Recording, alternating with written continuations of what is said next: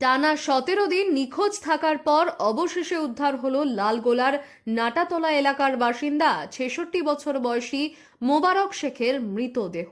সোমবার পুস্তমপুরের একটি পুকুরে তার দেহ ভাসতে দেখেন স্থানীয় বাসিন্দারাই। ঘটনাকে কেন্দ্র করে এলাকায় গভীর শোকের ছায়া নেমে এসেছে। পরিবার সূত্রে জানা গিয়েছে, মোবারক শেখ গত 17 দিন আগে বাড়ি থেকে বেরিয়ে আর ফেরেননি। দীর্ঘ সময় নিখোঁজ থাকায় পরিবারের পক্ষ থেকে বিভিন্ন স্থানে খোঁজাখুঁজি চালানো হচ্ছিল। পরিবারের সদস্যদের দাবি, মোবারক দীর্ঘদিন ধরেই মানসিকভাবে কিছুটা অসুস্থ ছিলেন। পুলিশ সূত্রে জানা যায়, এদিন পুস্তমপুরের একটি পুকুরে মৃতদেহটি ভাসতে দেখা যায়। স্থানীয়রা লালগোলা থানায় তা দেখেই খবর দেন। খবর পেয়ে লালগোলা থানার পুলিশ দ্রুত ঘটনাস্থলে পৌঁছে মৃতদেহটি উদ্ধার করে। পুলিশ দেহটি প্রথমে লালগোলা কৃষ্ণপুর গ্রামীণ হাসপাতালে নিয়ে আসে চিকিৎসকদের কাছে এবং চিকিৎসকরা তাকে মৃত বলে ঘোষণা করেন।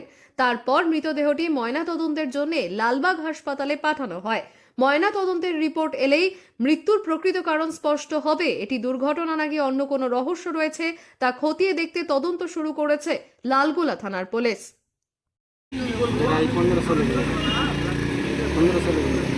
15-16 দিন থেকে বাড়িতে খুঁজে পাচ্ছিলেন না? তো কোথায় পেলেন? পুস্তুমপুরে কোথায় ছিল? পুকুরে পড়েছিল? কি মনে করছেন? হুম? কে হয় আপনার সম্পর্কে? আমার আব্বা। কত বয়স? এটাই 60-এর উপরে। 60 বছর। বাড়ি কোথায়? নাটাতলা। নাটাতলায় বাড়ি। আপনার নাম? সাদ্দাম হোসেন। পুস্তমপুরে কোথায় পেয়েছিলেন ওটা? ইসলামপুর প্রধানের বাড়ির কাছাকাছি।